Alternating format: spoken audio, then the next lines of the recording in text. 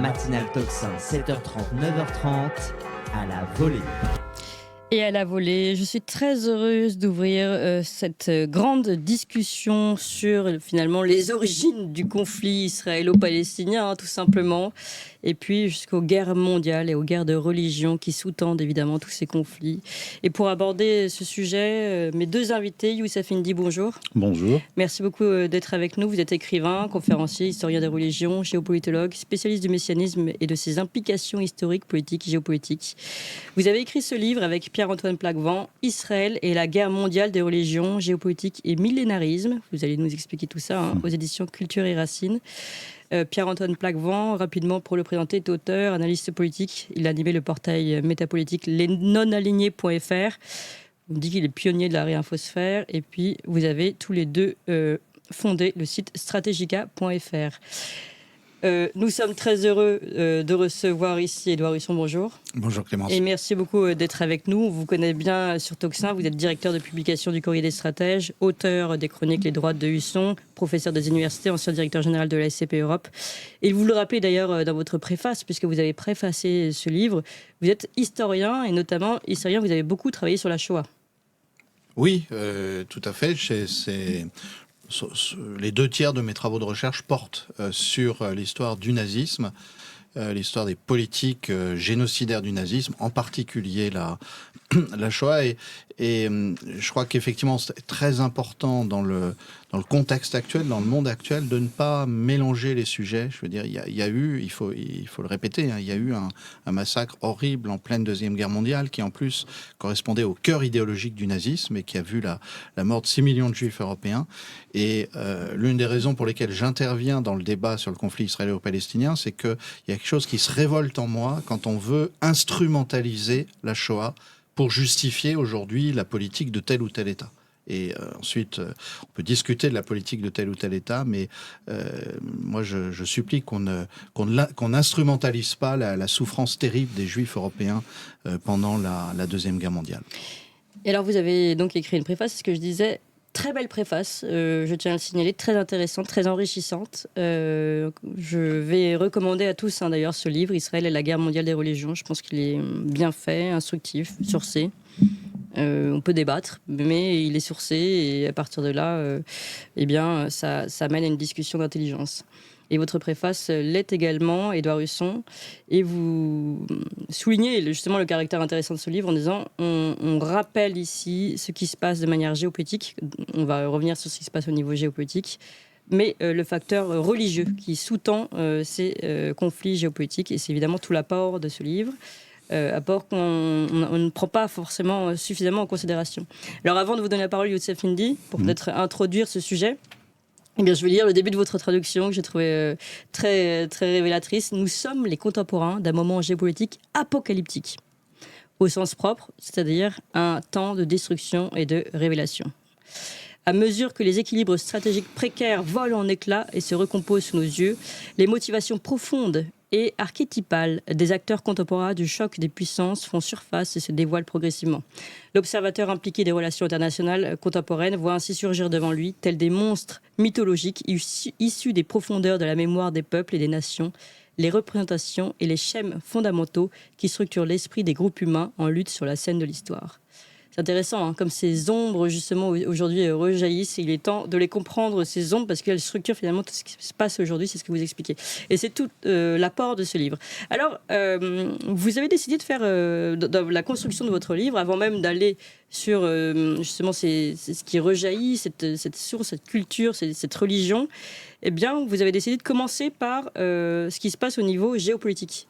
Avant d'aller sur les racines. Donc, j'imagine qu'il y a une réflexion et une volonté de commencer par ce qui se passe au niveau géopolitique avant d'aller aux racines, on va dire, religieuses.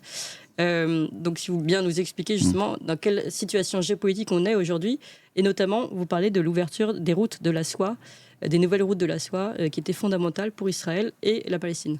Oui, alors dans une période de basculement géopolitique et géoéconomique, effectivement, la guerre en Ukraine, le conflit qui a été déclenché aussi au Myanmar, connu sous le nom de la Birmanie, la contention de la Chine, la guerre à Gaza, sont des conflits qui sont différents, mais qui sont la pointe d'un conflit géopolitique mondial et de basculement du rapport de force à la fois géopolitique mais aussi économique. On le voit avec les BRICS, on le voit avec la montée en puissance de la Chine, on le voit avec le rôle de la Chine notamment au Proche-Orient qui a été assez important dans la réconciliation, notamment sur le plan économique entre l'Arabie Saoudite et l'Iran. Et au début, effectivement, alors cette partie a été écrite par Pierre-Antoine Plaquevent, l'opposition géopolitique géosophique. On voit bien que Israël, qui pouvait jouer la carte économique avec la Chine, notamment avec la route de la soie, oui. Eh bien, a basculé dans l'irrationnel. C'est pour ça qu'on a commencé le livre avec la géopolitique, en montrant d'ailleurs... Il y avait du rationnel. Il y avait du rationnel. Il y avait des ouvertures de voie. Exactement. Et Israël a choisi la voie du projet messianique, qui est en fait un projet constant, dans une séquence importante de poussée de fièvre messianique, et en détruisant sa propre économie, puisqu'en fait, depuis octobre 2023, on a plus de 45 000 entreprises israéliennes qui ont fermé, 700 000 Israéliens qui ont quitté Israël. La plus grosse entreprise de transport chinoise a boycotté désormais depuis plusieurs mois le port, je crois que c'est le port de Haïfa, israélien. Et donc, on a une rupture géopolitique, même une rupture diplomatique, parce que quand on écoute les prises de position des ministres et des diplomates chinois, c'est extrêmement acerbe vis-à-vis d'Israël, qui est perçu comme un fauteur de guerre, un semeur de troubles dans la région, et qui entrave en fait les routes de la soie. Bon, après, dans le livre, on et d'ailleurs, mais toujours plus. Du côté géopolitique, on peut comprendre aussi que les États-Unis avaient une part à jouer sur ces routes et peut-être aussi à tirer. Oui, alors les États-Unis, en collaboration avec l'Inde, ont mis en place des routes alternatives aux routes de la soie, parce qu'en fait, depuis le lancement du grand projet One Road, One Belt, les grandes routes de la soie lancées par Xi Jinping, les Américains ont manœuvré pour les entraver. Alors, dans le Xinjiang, il y a eu tout d'un coup des menaces de Daesh, je crois que c'était autour de 2015, contre la Chine, le déclenchement aussi, puis l'exacerbation des tensions au Myanmar, l'augmentation de la présence militaire américaine en Asie-Pacifique contre la Chine. Donc, il faut bien comprendre que du point de vue chinois, du point de vue russe, les Israéliens font partie du bloc ennemi israélo-américain, occidental ou occidentaliste, et que la dimension effectivement humanitaire extrêmement grave aggrave effectivement les tensions entre d'un côté le bloc israélo-américain et le bloc eurasiatique russe et chinois. Alors Édouard Husson, peut-être pour commencer, restons sur cette dimension géopolitique. Oui, alors justement, je voulais juste donner un petit élément d'éclairage complémentaire à ce que dit... que tout le monde comprenne, c'est vraiment pas forcément des sujets que tout le monde connaît. Donc, ma dernière visite en Israël remonte à 2018 et je me souviens d'un entretien avec un haut fonctionnaire du ministère des Affaires étrangères. Et en fait, j'avais surinterprété ce qu'il disait, puisqu'il avait un discours positif sur la Russie. Et je m'étais dit, c'est intéressant parce que ça veut dire que les Israéliens commencent à prendre un peu de distance avec les États-Unis, en tout cas à rentrer dans une logique d'équilibre des puissances. En particulier, cet homme insistait sur le fait que l'avantage, la présence russe dans la région depuis 2015 c'était qu'il devenait plus facile de faire passer des messages à l'Iran. Parce qu'auparavant, on n'était pas sûr que les Iraniens recevaient le message, alors que là, les Russes faisaient des accusés de remise du message quand les Israéliens leur demandaient de faire passer un message à Téhéran. Il faut rappeler à ceux qui nous écoutent que Israël et l'Iran ne se parlent pas directement, et ne peuvent se parler qu'indirectement. Et donc j'étais optimiste. Je m'étais dit, il y a une évolution. Et alors, j'ai continué à me tromper, à surinterpréter, lorsque j'ai vu qu'Israël ne prenait pas position dans la guerre entre l'Ukraine et la Russie. Oui. Et même le premier ministre israélien entre deux périodes Netanyahou, Bennett, avait servi de médiateur. Il avait fait passer un message à Zelensky de la part de Poutine lui disant les Russes ne vous viseront pas directement, personnellement.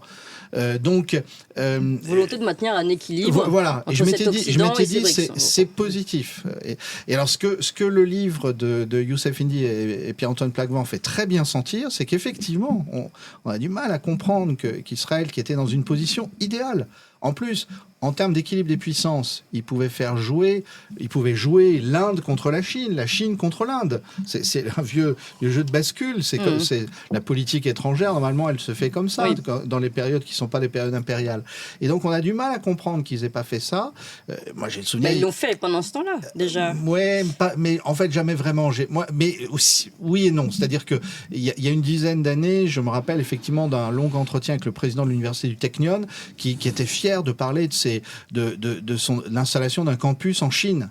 Donc oui, là je vous donne raison, il y a eu des mouvements. Mais alors c'est là que le premier chapitre du livre, moi, m'a passionné, c'est qu'on comprend tout d'un coup que la rationalité géopolitique a cédé la place à autre chose. Mais donc on a quand même eu cette volonté de rationalité politique. J'aimerais bien que vous expliquiez justement ce que c'est que donc, ces nouvelles routes de la soie et à quel point Israël s'est investi dans ces nouvelles routes de la soie et donc a ouvert la porte à ce monde des BRICS, comme des nouveaux émergents, de la Chine, comme on peut les appeler. Alors, les routes de la soie, c'est une route de 12 000 km qui est essentiellement par voie terrestre. Elle a été constituée par la Chine notamment pour contourner la contention des puissances thalassocratiques, donc en fait la puissance américaine, comme on le voit au Myanmar. Enfin, je parle du Myanmar parce que c'est important, parce que c'est par là que passent les hydrocarbures, notamment saoudiens, et qui alimentent la Chine. Donc les Chinois ont voulu sécuriser leur commerce international. Donc en fait, ça va de l'est de la Chine jusqu'à Londres, en fait, jusqu'en Angleterre.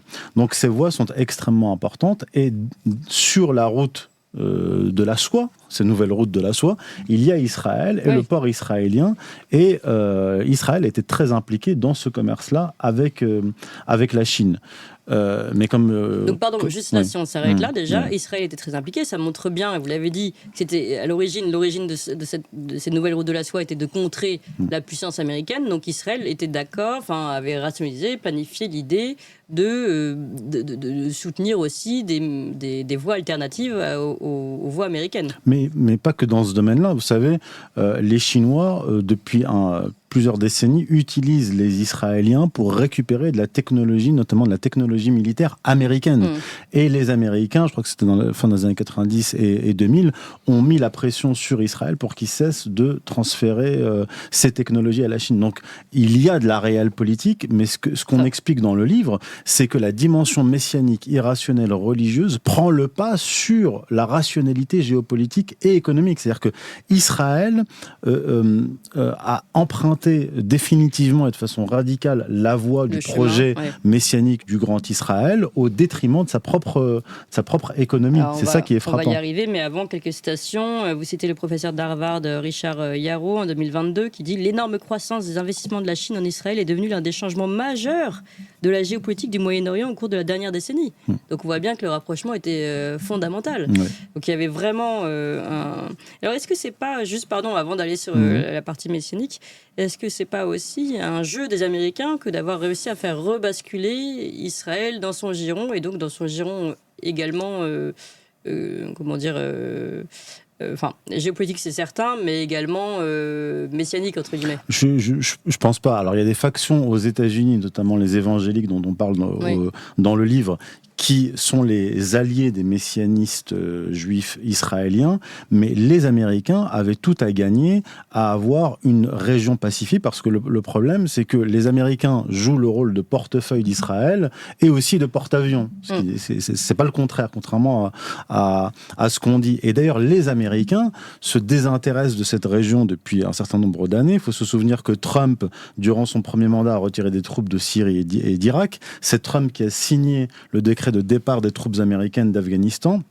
Ils ont retiré des troupes et un porte-avions et des missiles patriotes d'Arabie Saoudite parce qu'ils voulaient se concentrer sur la contention de la Russie et de la Chine. Et ce sont les Israéliens, par cette guerre à Gaza et ce massacre à Gaza, qui tentent de ramener les Américains dans la région et pour déclencher une guerre contre l'Iran. Ce que les Américains ne veulent pas, en fait. D'accord, donc contre le gré des Américains. Vous êtes d'accord avec ça, Édouard Husson ? Oui, je crois qu'effectivement, la politique de Trump, elle redevient d'actualité, mais celle du premier mandat, c'était précisément de pacifier la région. Alors, ça, on en reparlera sans doute tout à l'heure, ça se faisait avec un gros inconvénient de notre point de vue à nous, c'était que les Palestiniens étaient finalement écartés, ils étaient considérés comme une variable d'ajustement, comme une quantité négligeable.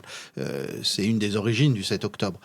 Mais fondamentalement, effectivement, Trump faisait partie de ces politiques américains qui pensaient que George W. Bush et Barack Obama s'étaient beaucoup trop engagés dans des conflits au Proche et au Moyen-Orient, et qu'il fallait inverser les choses parce que les États-Unis dépensaient des centaines de milliards de dollars sans retour sur investissement. Donc effectivement, ils avaient plutôt intérêt à ce que l'économie israélienne prospère.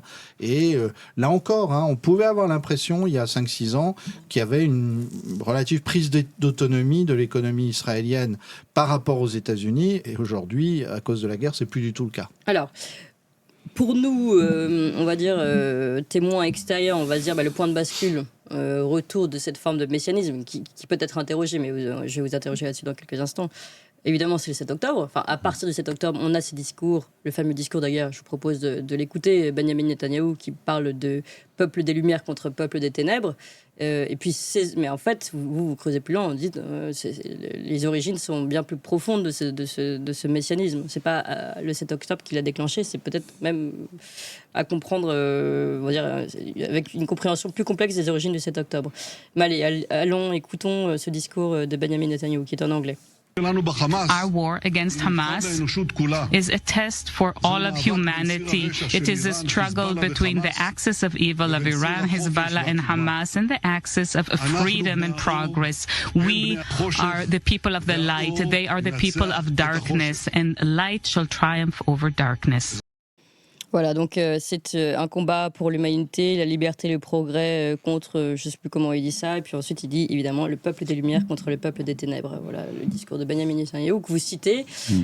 Sauf que, et ce qui est intéressant dans votre livre, en effet, vous dites qu'il y a un mouvement messianique qui est bien plus profond et qui a finalement entraîné et qui entraîne Israël dans ce conflit aujourd'hui bien plus enraciné que ce qu'on voudrait voir. Alors en fait, il y a deux plans. Il y a un plan d'histoire de longue durée que je ne vais pas aborder ici, parce qu'en fait, le projet messianique, le projet sioniste est un projet messianique depuis l'origine. J'ai travaillé sur ce sujet dans un autre ouvrage. Mais si on prend l'époque contemporaine, on voit qu'il y a une montée en puissance de ce qu'on appelle le mouvement national religieux à partir de la guerre de 1967. Il y a toujours eu, depuis la création du foyer national juif, un courant national religieux fondé par le rabbin dont on parle, Avraham A. Cohen Cook, qui était le premier grand rabbin ashkénaze de la Palestine mandataire, donc sous mandat britannique. Donc ce courant a toujours existé. Il était même représenté à l'agence juive à l'époque de Ben Gourion, et ce mouvement avait même tissé une alliance avec le mouvement révisionniste, en fait les ancêtres, les aïeux des Likoudniks, parce que c'est Menachem Begin qui a fondé le Likoud, une alliance entre l'extrême droite israélienne, enfin sioniste, révisionniste, et le mouvement national religieux dès 1945. Mais à partir de 1967, à partir de la guerre de 1967, avec la conquête de Jérusalem, ce mouvement national religieux n'a cessé de monter en puissance, et sa montée en puissance s'est consolidée par son alliance avec le Likoud, en fait, avec les sionistes révisionnistes. Sur le Likoud, tout le monde ne sait pas ce que c'est que le Likoud. Alors le Likoud, c'est un parti d'alliance des droites israéliennes révisionnistes, fondé en 1973 par Menachem Begin, qui était à la tête de l'Irgun, une organisation terroriste avant la fondation de l'État d'Israël, et qui a été le premier ministre israélien à partir de 1977, donc le premier ministre en Israël qui appartient à ce mouvement-là, sioniste révisionniste. Et aujourd'hui, le chef du Likoud est Benjamin Netanyahou, qui a formé un gouvernement d'alliance avec des partis nationaux religieux messianiques extrémistes. Voilà. Et donc, ce mouvement messianique religieux est monté en puissance, a cessé de monter en puissance à partir de 1967, pas seulement en Israël, mais en fait, jusque dans les années 60, jusqu'à la guerre des 6 jours, la majorité des juifs religieux étaient antisionistes, puisque c'était une violation d'un interdit du Talmud de retourner en Terre Sainte. Mais petit à petit, les années passant, étant donné les juifs ont considéré la conquête de 67 comme une sorte de miracle, eh bien, ils ont accepté l'idée que nous n'allions plus attendre l'arrivée du Messie pour retourner en Terre Sainte, mais nous allons préparer le terrain à la venue du Messie. Oui. C'est ce que vous expliquez aussi, Edouard Husson, avec la gnose, et le fait de ne plus attendre, mais de provoquer Voilà, alors c'est un vieux débat en fait de l'histoire politique européenne et occidentale. C'est théologique en plus. Alors et c'est le débat entre ceux qui observent l'histoire et qui disent on laisse faire. Et puis ceux qui disent non, on va accélérer le cours de l'histoire. Bon, le débat entre les socialistes à la fin du 19e siècle avec les volontaristes et puis ceux qui au contraire pensaient qu'il fallait interpréter Marx comme une loi inéluctable. Alors c'est des choses anciennes. Mais en fait, comme Youssef Indy l'a montré dans d'autres ouvrages, c'est beaucoup plus ancien. Il faut remonter au Moyen-Âge pour comprendre l'origine de ces courants-là. Alors effectivement, ce livre, c'est un livre passionnant sur un point particulier du millénarisme issu de l'histoire occidentale, mais moi j'ai fait allusion à des débats plus larges qui remontent effectivement au premier millénaire avec moi je parle comme chrétien, ce cousin permanent, ces cousins permanents du christianisme qui ont été la gnose, donc l'idée qu'il y a des initiés qui maîtrisent finalement le mouvement de l'histoire et qui peuvent le faire avancer. Et puis le millénarisme. C'est l'idée qu'on va faire advenir le paradis sur terre, pour être très simplificateur. Bon. Et on voit bien qu'il y a ça en fait, et que le débat c'est précisément celui-là. C'est entre le judaïsme orthodoxe qui disait non, on attend que le Messie revienne ou qu'il se manifeste, qu'il se manifeste, puisque pour les Juifs il n'est pas encore venu et il se manifeste. Oui, attention. Oui. En Terre Sainte, en terre d'Israël, et à ce moment-là, on ira vers la Terre Sainte à sa rencontre, et le mouvement qui au contraire dit non, mais il faut le faire revenir. Alors, ce qui est un mouvement, ce qui est intéressant, et ce que j'aime beaucoup dans les travaux de Youssef, c'est qu'il fait bien sentir qu'il y a la version religieuse, puis ça va jusqu'à la version séculière, qui est celle où le Messie, c'est finalement le peuple juif, qui va lui-même advenir et en s'installant en Terre Sainte. Mais le mouvement de balancier fait que on est passé d'un sionisme laïque à la fin du 19e siècle ou dans la première moitié du 20e siècle à un sionisme de plus en plus imprégné de religion. Laïque, c'est possible ça ? Oui, bien sûr.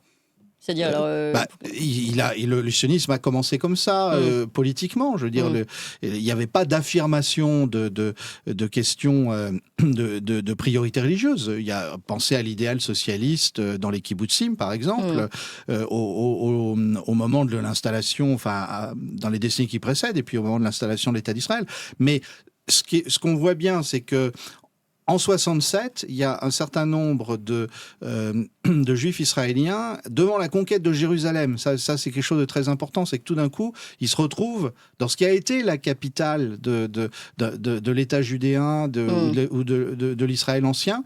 Ils se retrouvent là et ils disent mais c'est un miracle, effectivement. Et puis ils voient les restes du temple. Et on a les témoignages d'un certain nombre d'officiers qui disent qu'ils ont eu une espèce de révélation religieuse en disant bah oui, mais on n'est pas simplement des sionistes israéliens qui se sont installés à l'époque moderne pour faire comme d'autres mouvements nationaux. On est aussi les héritiers d'une histoire religieuse qui est très ancienne. Et à ce moment-là, il y a un basculement. C'est ça qui est tout à fait intéressant. Et vous, ce basculement, vous le décrivez, vous dites finalement, ça consiste, il y a une mise en place de la lutte des initiés, des élus pour détruire, entre guillemets, le règne matériel, et retrouver le règne spirituel originel. Oui, alors ça, j'ai voulu expliquer ce que c'est que la gnose, parce qu'effectivement, si je me place du point de vue du christianisme, la matière, le créé, c'est une réalité bonne, puisque ça sort des mains de Dieu, et le judaïsme pense la même chose, l'islam pense la même chose. La création est bonne en elle-même. Le mouvement concurrent et qui est en parallèle dans toute l'histoire d'abord de la Mésopotamie, du Proche-Orient, puis ensuite de l'Europe médiévale et moderne, c'est ce qu'on appelle le courant gnostique, qui pense qu'au contraire, la matière, le créé, c'est l'œuvre d'un principe mauvais, voire d'un Dieu mauvais, et qu'il faut libérer le principe du bien qui est prisonnier. Et ce qui est intéressant, c'est que tous les mouvements idéologiques modernes, moi j'ai travaillé là-dessus à propos des totalitarismes, sont à un titre ou à un autre les fils de la gnose et de ces millénarismes qui remontent au Moyen-Âge. Et pour moi, le sionisme ne fait pas exception. En tout cas, l'équilibre on avait pu penser que c'était un équilibre séculier à un moment, avec un mouvement national juif, des juifs qui s'installaient en Israël, n'a pas été conservé, et c'est ce principe religieux qui l'a emporté. Alors allons sur le fameux principe religieux, puisque vous l'interrogez tout au long du livre, Youssef Indy. Avec Pierre-Antoine Plaquevent. Avec Pierre-Antoine Plaquevent, vous faites bien de le rappeler, qui est lui d'ailleurs orthodoxe, comme ça c'est intéressant, on a plusieurs points de vue catholiques, religieux, musulmans et orthodoxes. Alors c'est pas des points de vue catholiques, orthodoxes et musulmans, c'est vraiment un travail de recherche accompagné parfois d'un point de vue. Entre guillemets, plutôt un biais qu'aurait chaque historien, chaque chercheur. Alors racontez-nous justement ce millénarisme que vous décrivez pour Israël et notamment Benjamin Netanyahu. Alors quand on utilise le terme de millénarisme, en réalité c'est pas un terme qui colle véritablement au judaïsme, au messianisme juif. Millénarisme, c'est un terme qui est devenu générique et qui renvoie plutôt au christianisme ou à une interprétation de l'Apocalypse de Jean. C'est l'idée que pendant 1000 ans, il y aura donc le retour du Christ, le règne du Christ durant 1000 ans et l'enfermement de Satan pendant 1000 ans. Mais en tout cas, l'idée, comme l'a dit Édouard Husson tout à l'heure, l'idée c'est de ramener sur terre le paradis. Et dans la Torah, quand on lit la Torah, je parle d'agir pour provoquer. Pour provoquer. Et en fait, il y a dans le messianisme, alors disons le millénarisme juif, ce serait ceci, pour faire très simple. Quand on lit la Torah, la Genèse, le paradis est quelque part sur terre, en Mésopotamie. Alors que dans le christianisme, il y a l'idée que le royaume des cieux est dans les cieux, il n'est pas de ce monde. Dans l'islam aussi. Et dans le messianisme juif, il s'agit de ramener les temps édéniques, c'est-à-dire de ramener le monde au temps édénique. C'est le fameux passage dans Ésaïe où il est dit que le lion et l'agneau paîtront ensemble, donc il n'y aura plus de mal, mais aussi faire advenir un monde utopique tel qu'il n'a jamais existé. Et donc une sorte de règne éternel d'Israël avec à sa tête le Messie. Et en fait, le gros problème que pose le messianisme juif, il faut distinguer le messianisme passif et le messianisme actif, c'est que dans la tradition juive, il y avait une force qui contenait ce messianisme actif. Ça renvoie à Rabbi Elbo, qui est un maître du Talmud du IIIe siècle, qui énonce, enfin c'est un midrash, c'est-à-dire c'est une interprétation de la Bible hébraïque, dans un passage de la Bible, disant que les Juifs ne doivent pas retourner en un mur en Terre Sainte pour y reconstituer un royaume. Ils doivent attendre que le Messie vienne pour le faire. Et en fait, il y a une tradition apocalyptique dans le judaïsme, accentuée par la Kabbale, qui à partir du Moyen-Âge, à partir du XIIIe siècle, je l'évoque un peu dans ce livre-là, mais j'avais fait tout un ouvrage sur le sujet, paru en 2015, ça remonte déjà, et à partir du XIIIe siècle, on commence à avoir un contournement de cet interdit par la voie kabbalistique et messianique, et cette voie consiste à dire, nous pouvons, par des actes de piété et des actions politiques, faire advenir les temps messianiques et provoquer l'arrivée du Messie. Et en fait, Israël, la création même d'Israël, le sionisme en tant que tel, est issu de ce mouvement religieux qui a connu au cours du 19e siècle une laïcisation. Et en fait, ce que nous vivons depuis 1967 et de façon aggravée depuis une dizaine d'années en Israël, c'est l'accentuation de cette dimension religieuse et messianique du sionisme. Donc c'est extrêmement grave parce que, là il y a une chose importante que je dois dire, c'est que pour faire advenir les temps messianiques et le Messie, nous devons ils doivent provoquer des catastrophes qui sont annoncées, notamment dans la Bible hébraïque, par les prophètes et ensuite par d'autres rabbins. Donc c'est-à-dire des grandes calamités, des grandes guerres, la guerre de Gog et Magog, etc. C'est pour ça que c'est extrêmement dangereux pour la région proche-orientale et dangereux pour le monde. Puisque si les Israéliens, comme le dit Ehud Barak, parviennent à attirer les Américains dans une guerre contre l'Iran, ça pourrait provoquer une guerre entre les États-Unis et la Russie, qui sont des puissances nucléaires. Je vous laisse imaginer la suite. Oui. Alors, vous avez cité Ehud Barak, on l'a en extrait, on va l'écouter, mais là, vous êtes assez théorique. Je pense que maintenant, il faut qu'on rentre dans le concret. C'est-à-dire que, mais c'est très bien qu'on comprenne un peu les ressorts, mais que vous nous dites exactement, vous dites, il y a cette idée de provocation de catastrophes. Quelles catastrophes ont été provoquées et quel durcissement de ton? Est-ce que vous pouvez nous donner des exemples concrets? Alors là, je vous ai parlé d'Ehud Barak, qui explique que les ministres autour de Netanyahou... Rappelez qui il est, s'il vous plaît. Alors, Ehud Barak est ancien ministre de la Défense et ancien Premier ministre israélien. Voilà. Oui. Donc, c'est quelqu'un qui est central dans la vie politique et qui est un travailliste. Il y a une vingtaine d'années. Oui, voilà, une vingtaine d'années. C'est lui qui était Premier ministre à l'époque des négociations de Camp David. Voilà. Et donc, lui, il dit, donc, ce qui confirme en fait nos travaux depuis des années, il dit que autour de Netanyahou, il y a des ministres messianiques qui veulent provoquer une escalade contre l'Iran pour hâter la venue du Messie. Escalade contre l'Iran, c'est-à-dire une guerre entre Israël, les États-Unis et l'Iran. Ce qui provoquerait une grande guerre qu'ils appellent notamment la guerre de Gog et Magog. Et dans l'eschatologie juive, et là on le rapporte dans le livre, des rabbins importants, pensent que, et ça a été repris par des évangéliques américains, pensent que Gog est la Russie, que la Russie est Gog. Et que donc, en définitive, dans cette guerre apocalyptique de la fin des temps, Israël sera opposé à la Russie. Et donc, les États-Unis également. Et donc, c'est extrêmement dangereux. Je pense que là, c'est très concret. Donc, cet extrait, cette citation que vous faites, qu'on retrouve dans votre livre, on l'a nous en extrait, donc je propose qu'on l'écoute et après on commente. Édouard Husson, vous allez me dire ce que vous en pensez. Ehud Barak, je vous ai bien entendu, vous avez parlé de certains ministres messianiques, vous avez dit messianiques et racistes, c'est ça? C'est les mots que vous avez utilisés?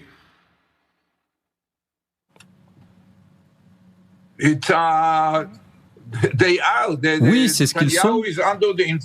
Netanyahou est sous l'influence de ses ministres pour protéger sa place au pouvoir. Il ne veut pas perdre le contrôle du pays.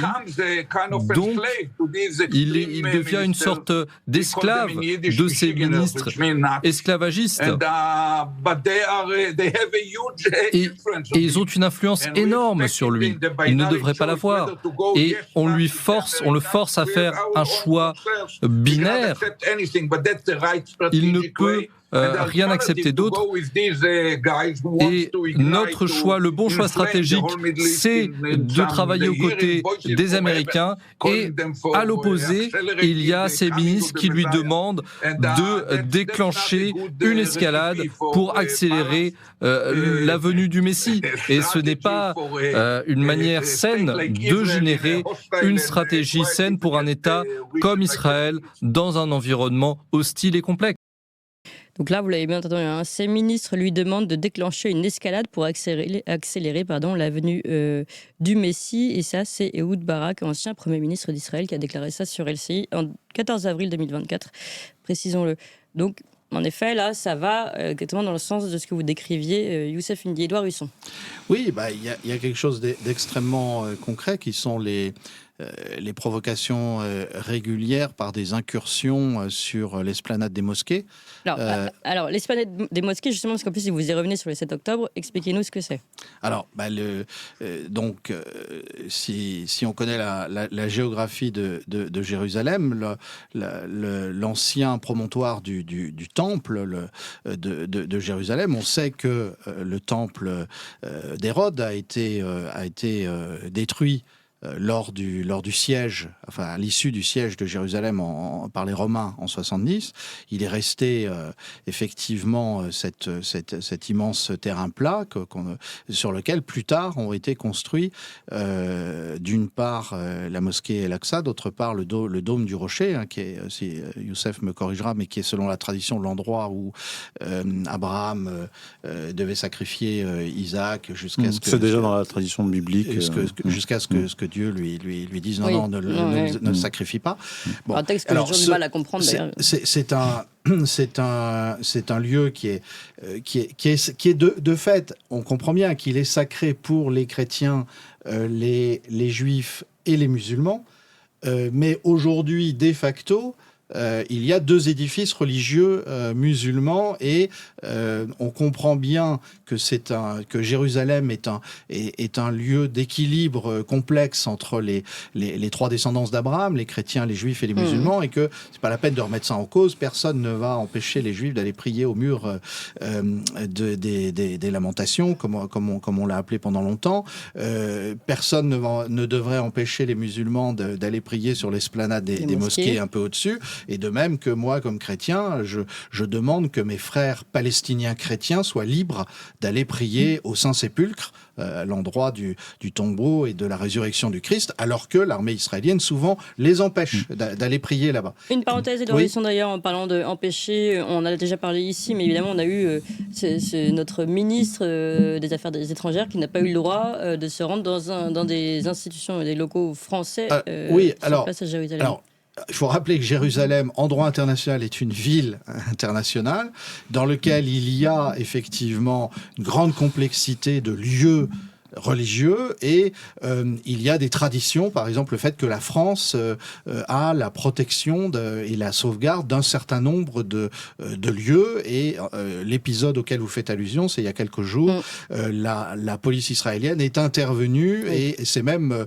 emparée de gendarmes français qui se trouvaient sur un lieu qui est un lieu de souveraineté française. Oui, voilà. Pardon, c'était les gendarmes qui ont été empêchés par les forces israéliennes. Et ceci, si j'ai bien compris l'épisode, c'était quelques minutes avant que le ministre français des Affaires étrangères se rende sur ce lieu-là. Bon. Mais donc Jérusalem, c'est très complexe et il faut surtout respecter cette diversité religieuse. Or, pour revenir au ministre de Netanyahou, à ces partis religieux qui sont alliés au Likoud et qui lui permettent d'avoir une majorité à la Knesset, au Parlement israélien, eh bien, eux, au contraire, ils veulent remettre ça en cause. Ils veulent provoquer effectivement un conflit. Alors, ça remonte au moins à la provocation de septembre 2000, si je ne me trompe pas sur la date, où Ariel Sharon s'était rendu sur l'esplanade des mosquées pour provoquer les musulmans et il y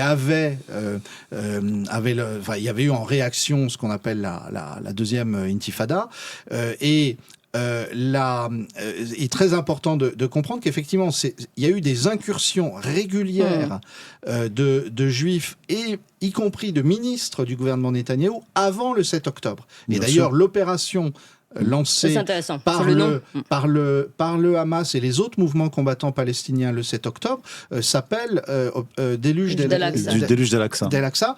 et pour moi, enfin, j'ai toujours compris comme une allusion directe et l'idée qu'on veut défendre le libre accès à l'esplanade des mosquées pour les musulmans. Et on sait d'ailleurs que depuis le 7 octobre, il y a des filtrages, des barrages.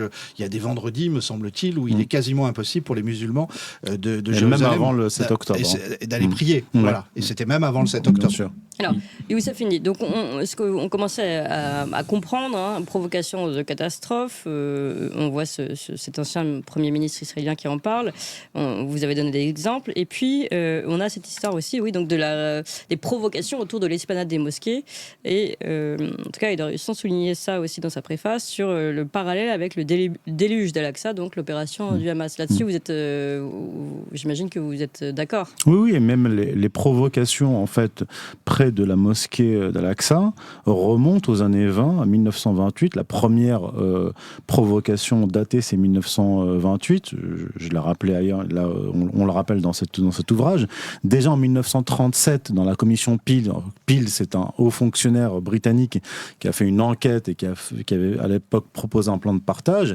Dans son rapport de 1937, il dit que les sionistes, notamment révisionnisme, il dit que les sionistes veulent s'emparer de ce que les Juifs appellent le mont du Temple, c'est-à-dire le Haram al-Sharif, là où il y a et l'objectif, c'est la reconstruction du Temple de Jérusalem. Oui, détruire les mosquées et reconstruire le Temple. C'est le projet. C'est le projet messianique. C'est le projet messianique et c'est le projet de plusieurs ministres. Voilà, c'est ça qui est intéressant. Du gouvernement actuel. Expliquez-le-nous, parce qu'on mélange, c'est ça qui est aussi intéressant, c'est qu'on mélange le messianisme et là, les annonces officielles politiques. Oui, bien sûr, parce que en fait, il y a des mouvements messianiques national religieux qui veulent détruire les mosquées et reconstruire le temple depuis des décennies.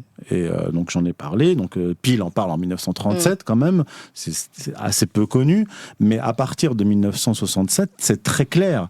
Le général, donc on rapporte dans le livre, le général aumônier Moshe Goren, qui est d'ailleurs un disciple du rabbin Kook dont je vous ai parlé, voulait, après la victoire de 67, donc à la fin de la guerre des 6 jours, détruire les mosquées et reconstruire le temple. Très très vite, il le demandait aux généraux, il avait demandé au chef d'état-major, au ministre de la Défense de l'époque, dont j'ai oublié le nom, Moshe Dayan, et il y a eu des tentatives en 1984, il y a eu une tentative par un groupe proche de la LDJ pour dynamiter, ils ont voulu dynamiter les mosquées du mont du Temple, le Haram al-Sharif.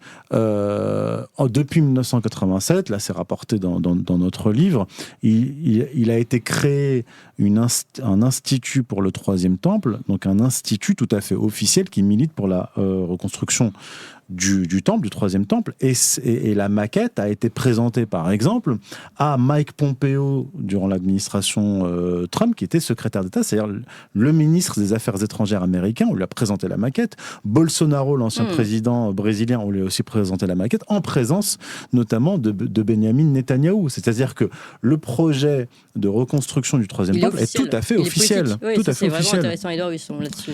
Alors oui, mais ça, on n'en parle pas du tout. Non, c'est absolument essentiel. Parce que moi, je me rappelle avoir visité le musée de l'Institut dont parle Youssef. Au départ, je me disais, c'est folklorique. En fait, c'est une reconstitution historique et il y a une espèce de rêve. On voyait la maquette. Bon, mais tout ça, on a affaire à des gens réalistes et qui savent que on va pas détruire Jérusalem comme ça. Eh bien, en fait, avec les années, je me suis aperçu que non, c'était pas folklorique, que c'était un vrai projet, qu'il y a des gens qui y croient et qui font de la politique là-dessus.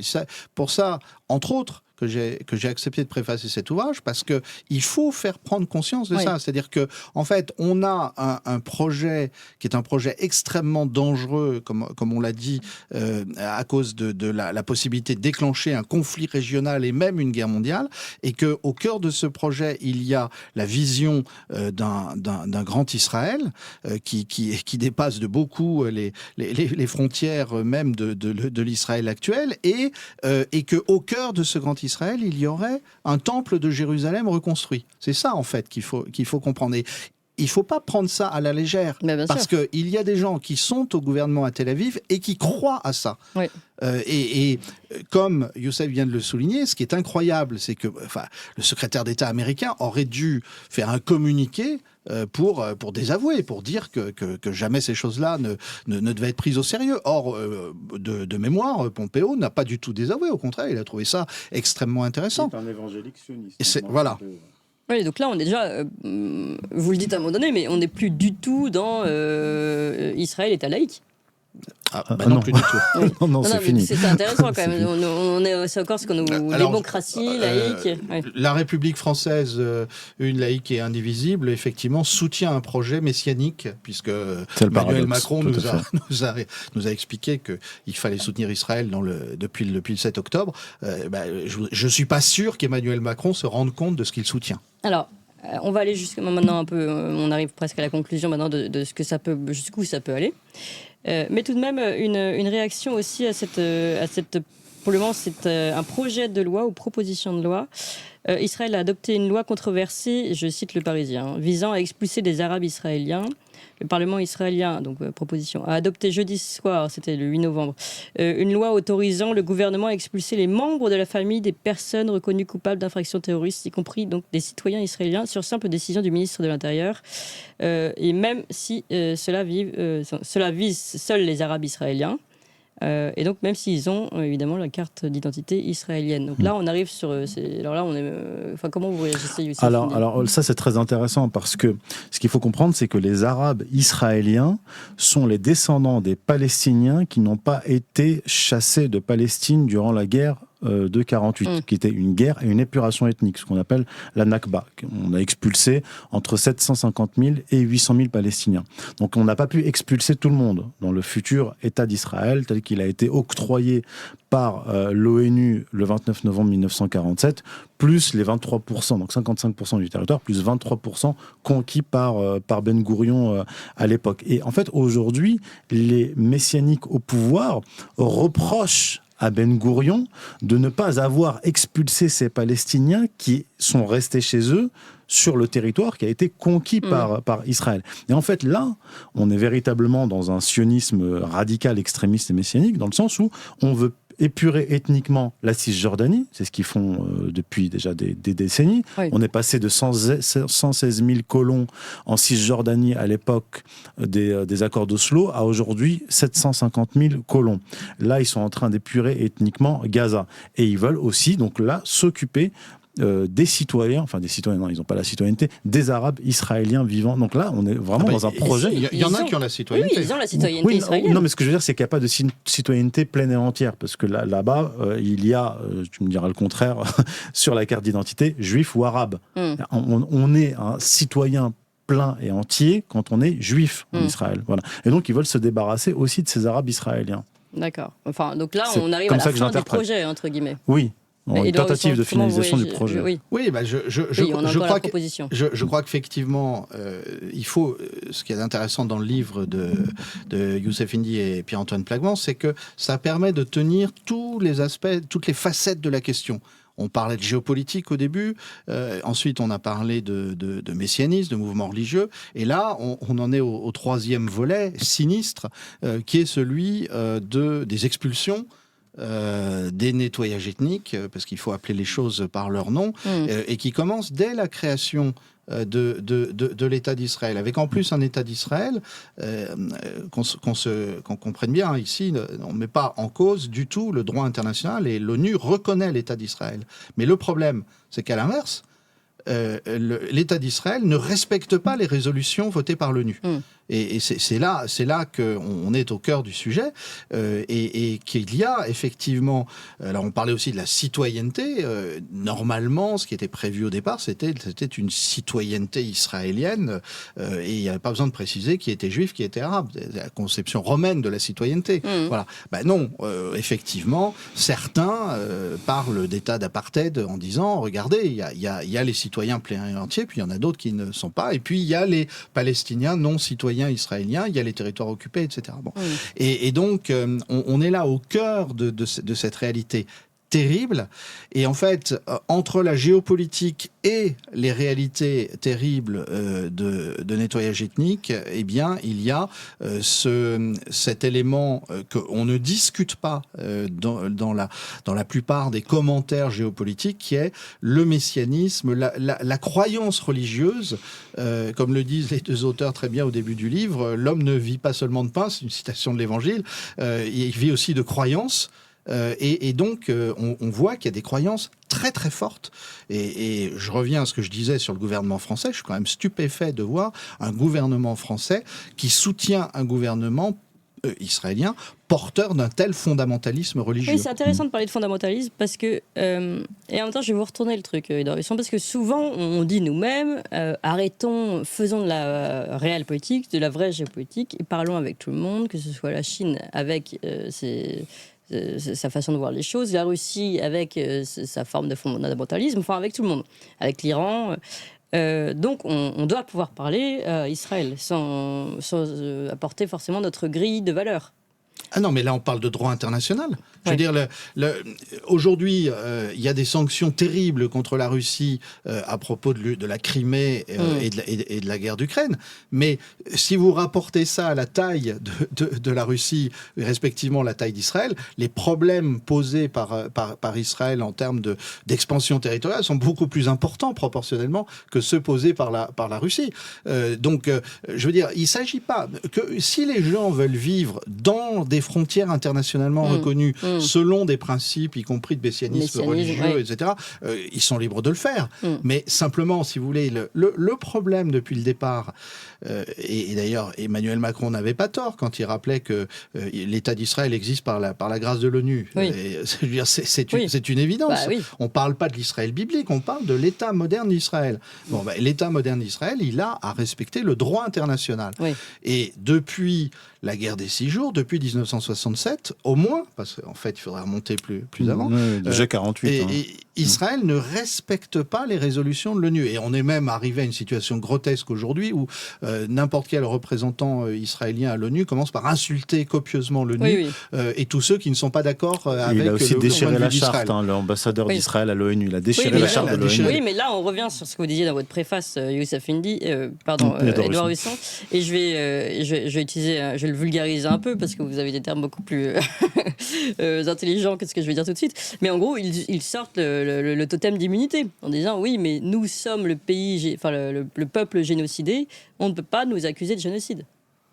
Oui, d'abord, alors, vous mettez le doigt sur quelque chose d'important, c'est que l'État d'Israël aujourd'hui prétend parler au nom des Juifs du monde entier. Et ça, je crois qu'il faut quand même rappeler qu'il y a des tas de Juifs qui ne veulent pas de l'État d'Israël, qui ne se reconnaissent pas dans l'État d'Israël, qui n'ont pas imaginé d'aller s'y installer.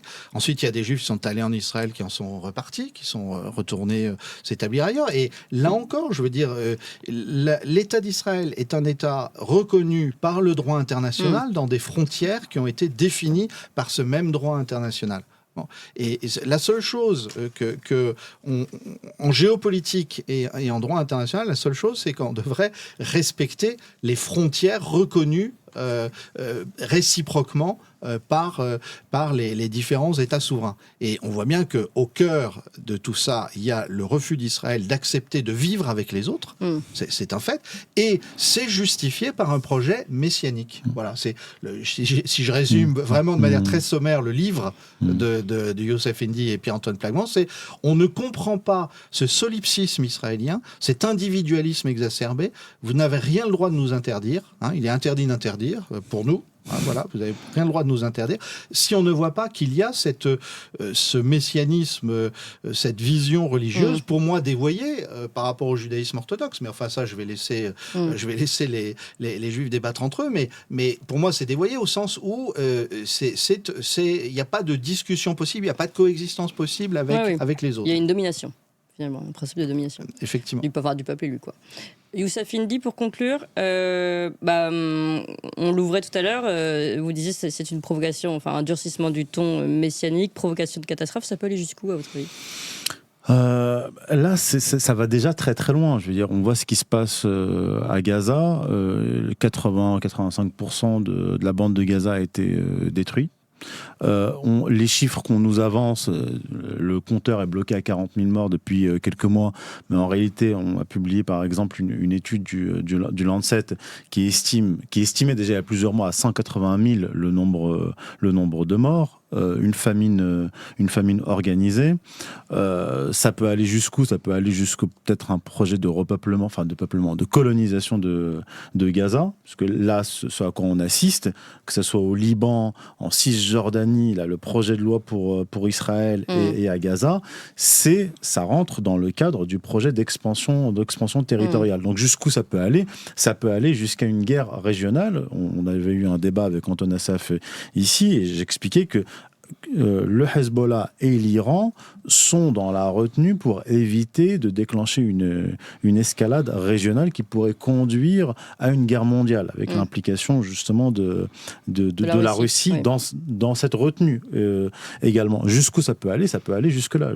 Ça peut aller jusqu'à une guerre régionale et une guerre mondiale. Mais parce qu'il ne faut pas oublier que la puissance d'Israël ne réside pas en Israël. La puissance d'Israël réside dans le lobby pro-israélien et dans l'influence qu'il exerce depuis maintenant un siècle sur le monde anglo-américain, c'est-à-dire la Grande-Bretagne et les États-Unis. C'est ça qu'il ne faut pas oublier. Et donc, qu'est-ce qui va changer avec l'élection de Trump ? Est-ce que ça peut... Alors, en fait, pour anticiper ce que va faire Trump, il faut simplement regarder ce qu'a fait Trump durant son premier mandat. En fait, il a joué un rôle d'équilibriste. Trump s'est appuyé en partie sur le lobby pro-israélien durant son premier mandat et sur les évangéliques sionistes qui sont très importants et qui ont une véritable influence.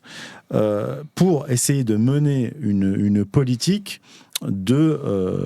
pas d'isolationnisme, parce qu'à ce stade, on ne peut pas, Trump ne peut pas être tout à fait isolationniste, mais on voit qu'il a fait beaucoup de concessions, les accords d'Abraham, le déplacement de l'ambassade des États-Unis de Tel Aviv à Jérusalem, mais en parallèle, il a mené des actions plus discrètes qui allaient à l'encontre des intérêts géopolitiques d'Israël. Retrait de troupes de Syrie et d'Irak.